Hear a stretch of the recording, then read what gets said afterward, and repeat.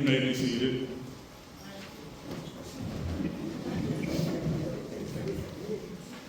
This morning I have the pleasure of introducing our speaker for Advent Sunday and for the communion of the men of the church.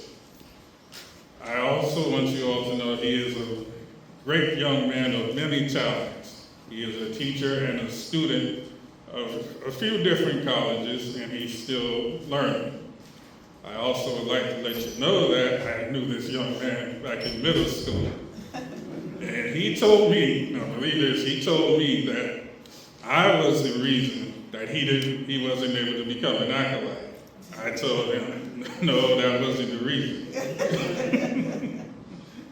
So this morning I would like to present to you Mr. Jayante Brooks.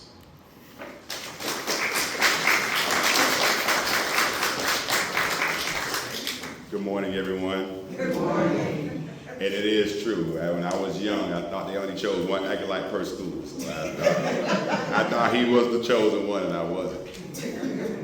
But anyway, good morning to my church family, friends, and visitors of the Episcopal Church of Transfiguration.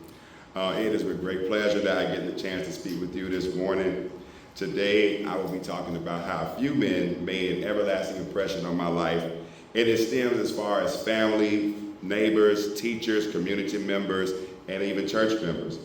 Men are essential to a young man's life, believe it or not. It's plenty of young boys that don't have male figures in their life. However, I do serve as the role of a teacher, where some of the students, call me Pa, Dad, or Daddy. Being in this profession has helped me to really see the impact of an adult male and how much it really means to a young man's life. In that adult, that person must be stern, firm, and strong in what he says and what he believes. And hopefully this will lead to a positive outcome for that individual. Let's get back to me. Starting out in elementary school, it was the women who had control of me. But when I got home, it was neighbors like Mr. Arthur Ulian, Mr. Willie Richardson, Mr. Bert Fenderson, and most importantly though, Mr. David Slater. And let me say why he's important to me. I learned his significance as I sat at his funeral, as in I was an adult. Sometimes people think of funerals as a sad time, but as I listened to people speak about the deceased, I learned a little bit about them. And as I sat at his funeral, this man that I have known my entire life with one leg, he gave a company 30 years of service of work. And so as I sat there and I heard that, I said to myself, if Mr. Slater is able to work 30 years for a service, I have no excuse, and I have all my limbs. So I need to get out there and get a job and work. I knew that he was able to drive. I knew that he was able to cook. I knew a lot of things about him, but I never knew that he actually worked. So that meant so much to me, and that lets me know that anything is possible with God's help. With one leg or another missing limb, it taught me to never have an excuse. Other neighbors like Mr. Bert Fenderson, I loved this neighbor because he would talk to me about life and how I should conduct myself as a young man. He was always concerned about me getting an education. When he would see me outside, he would often ask about school. How's school coming along? I remember one day I was at the Parkway and I left my badge at home and I ran back home to get it. And I knocked on his door and he took me to school. He also took me to his job off of 183rd Street at the bus station to show me, this is where I work, Jay. This is what I do for a living. I'm a bus mechanic. And then he became a supervisor, I believe. Another favorite neighbor of mine is Mr. Willie Richardson. And oh, that was one of my favorites. When I needed to get something done with the yard, he was definitely there to help me. I had some issues with my lawnmower, and he showed me how to get a stick and pull out the connection for the spark plug to cut it off, because my pulley was broke, but he showed me how to do it. And he also taught me how to use the weed eater. But not only that, he also taught me the importance about vehicle maintenance, checking fluids. So I didn't have my biological father in my life. However, I did have other men in my life who supported me immensely. He taught me about changing the oil, changing air filters, engine filters. And so sometimes I would check my mom's car. So as an adult, I don't want to sit down. I don't sit down and ponder about life and think about, these different people in my life, why I do certain things. But when I really give it some thought, like I did this past weekend, over the past week, I really give thanks to these men in my life. Also, another neighbor, Mr. Arthur Julian, whenever he wanted to make a cake, he would call me over.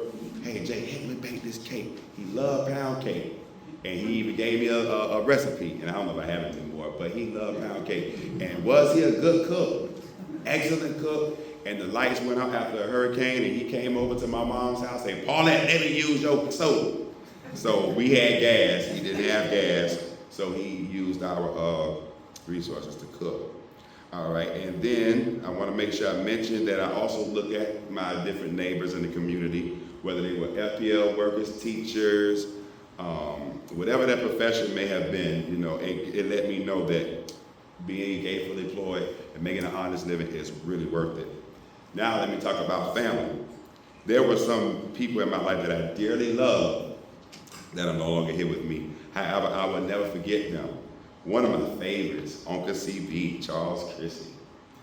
You talk about a man with class, tact, style, and strength.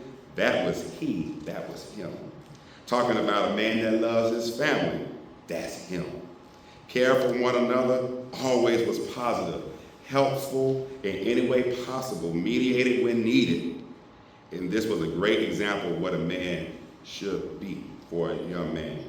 Listening to stories about going to George Washington Carver and FAMU in Tallahassee, it let me understand the importance of getting an education and being responsible and just maintaining tranquility in all life. As I observed these behaviors, one thing I did learn from him was to never raise your voice. Although dealing with some folk in my life, it was a challenge. But it resonated with me at some point at a later time.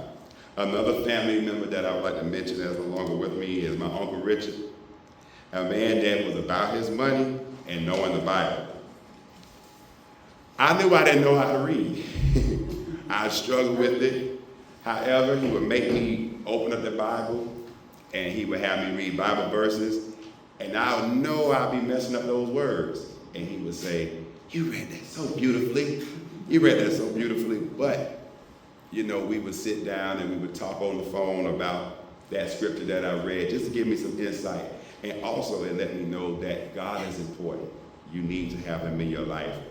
Now about the money thing, he always said, Jay, when you get a job, make sure you pay yourself first.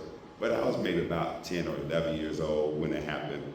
But when I got my first paycheck, I thought about him saying, make sure you pay yourself first. So then I started to save my money and think about him, and then I started to do some digging into financial things. See, when I was young, people thought I wasn't listening, but I was. Which is why I am the way I am now as a school teacher, because I know children, they are listening, although they may not conform to what it is that you need them to do, but they are listening. As for my other uncles, Donald and Al, being around them, I always noticed that my nieces and nephews, or somebody would always call them about their vehicle need to be fixed, or somebody need to move. So I really thought about those two, and I said they always was there in the time of need. So as a young kid, I said this is what uncles are supposed to do for their nieces or nephews, just being that helping hand for them. So now, guess what? When my sisters have a problem with their sprinklers or their cars, guess what they call? They call their brother Jay, and Jay comes right there to help them out. And now I really don't mind. And these two great men, they will always support me. They want better for me and always wanted me to strive further. But when I was getting my master's, they would always remind me how proud they were of me and wanted to see nothing but the best. I would be remiss if I didn't mention my stepfather. He was instrumental in helping me get my life together as a young man in place of my father. He would attend school conferences, field trip, award ceremonies, and wherever else I needed him to be. And as I aged, he would ensure that I had essential things, made sure I was clean with haircuts, playing baseball in the field, basketball, took me to Disney World, youth fair, just gave me experiences that I never would have had. But I'm just appreciative of them, and they will never be forgotten. It's men like these that help gel things together for a young man that's missing something in life. Now that I'm a student, I'm going to say that, oh wait, I'm sorry. I think I did something wrong here, folks.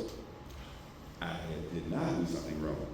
As a student in middle school, I was definitely not the easiest person to handle. I was a tough one.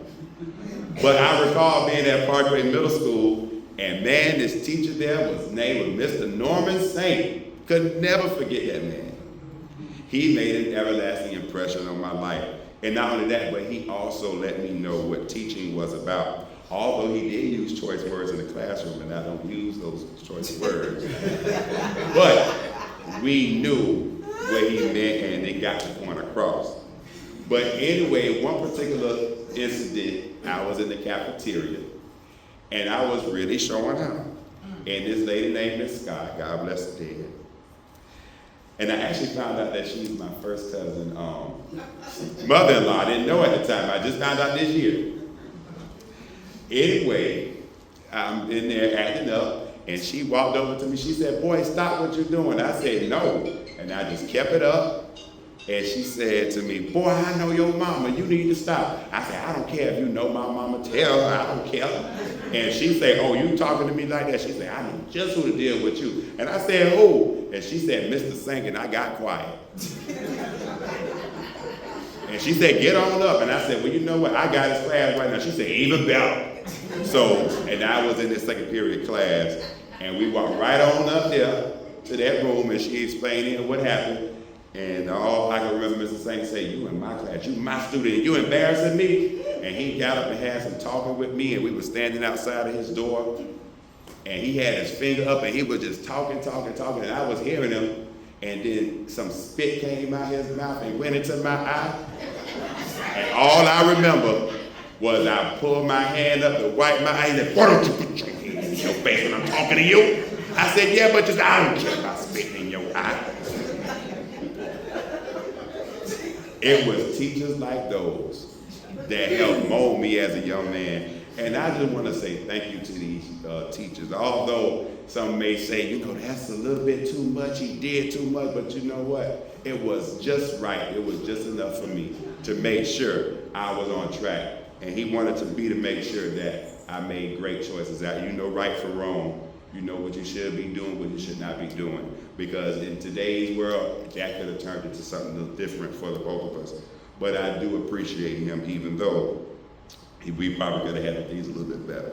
But anyway, I want to talk about one last person from my high school. And I really had to sit here and think, because I could be up all day talking about different people. But Reverend Terrence Holmes, my senior year in high school, I elected to do a 4th year of math. And I knew I only needed 3, but I knew I was going to college. And I think the first week in high school, that Thursday, I walked up to Mr. Holmes when I went to room 806, and I said, "Mr. Holmes," I said, "you know, I only need 3 years of math." I said, "I'm getting out of here." I said, "I don't understand this kind of math." He said, "Oh no, the only way you're getting out of here is if I let you out of here. And you're not leaving, because I know you can do it." So I knew my mama. So I couldn't go to my mama and say, "Mama, I want to get this fat." I already knew that. So anyway, that's all right. I just took his word, and I trusted him, and I am grateful every moment for him.